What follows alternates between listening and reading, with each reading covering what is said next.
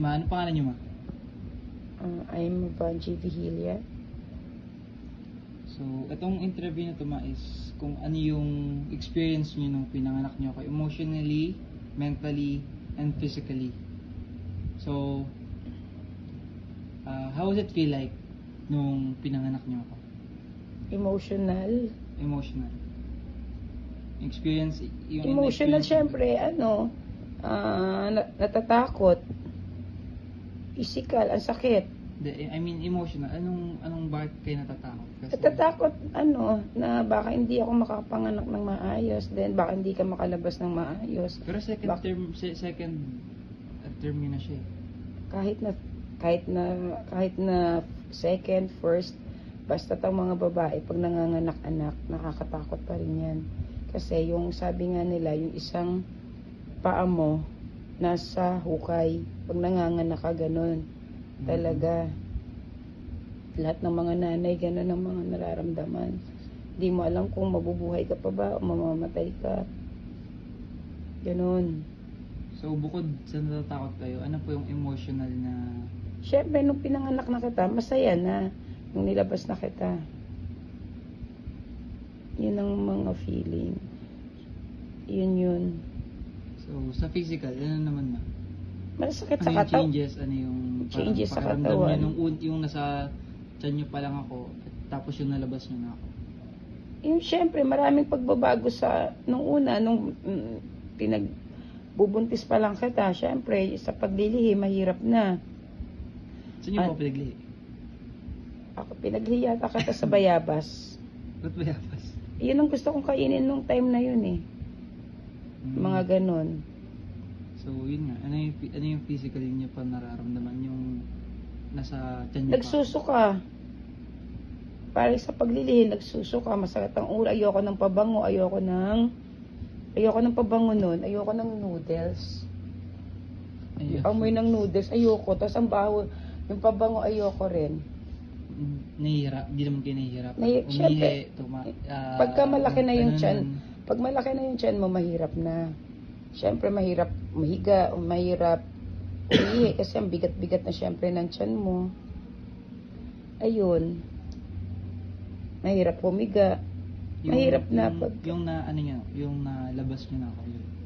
Yun na, nung nilabas ng baby ka, nung ka na, mahirap na masarap mag-alaga, kasi yung mahirap doon yung nagpupuyat ka, yung nagpapadedi ka, hindi pa, inverted pa yung nipples ko. Mahirap, kaya tapos nagpapampa ko. Kasi nga, parang nalulunod ka sa sobrang dami ng milk ko. Nagpapampa pala kayo? Then, ayun, mahirap, nagpupuyat. Tapos parang nilagnat pa ako that time.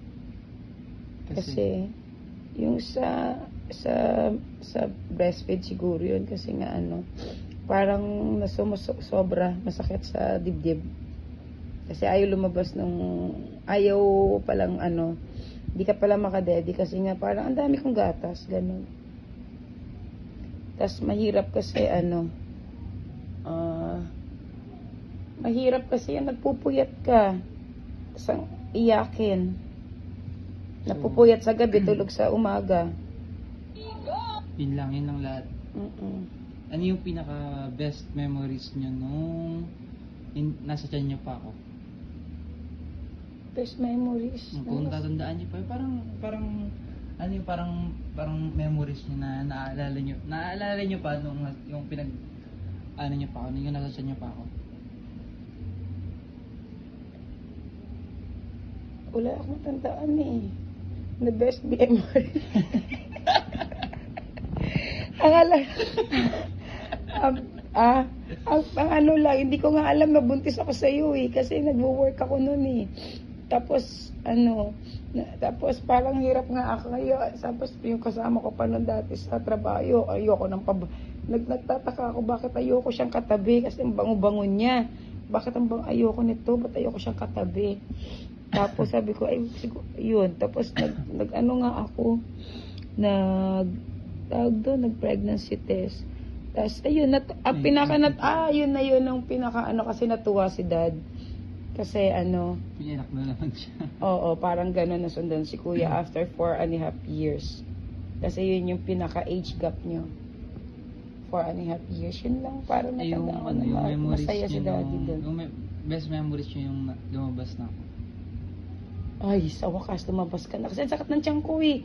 Parang, Mahirap. oo, Mahirap parang, pa rin na sabi ko ganun. pa nun, oh, Dok, ayoko na po, tanggalin niyo po yung swero. Kasi nga, parang magano yung mga kamay ko. Kasi sabi ng midwife, pag hindi pa po lumabas ng gantong oras, nadali na namin kayo sa ospital. Parang yun, tapos natakot na ako kasi baka ospital pa. Kasi baka masasaryan ako, mas masakit yata yun pag cesarean. Kaya pinilit ko yun. Pero normal naman ako.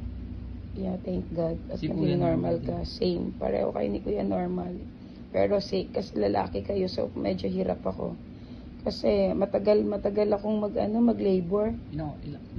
Si Kuya nun, nag-labor ako ng morning. Kinaumagahan pa ako ng anak. So, ang hirap. Ilang hours yung labor ko. Ikaw naman, tanghali.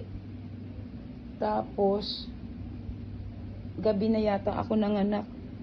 Basta ang tagal ng labor ko talaga. O kinaumagahan ka pa rin atan. Basta matagal. Yun, tatandaan ko. Yun, So in summary, sa lahat ng sinabi niyo, na-experience niyo sa lahat ng yun, tawag nito, ano lang yung masasabi mo?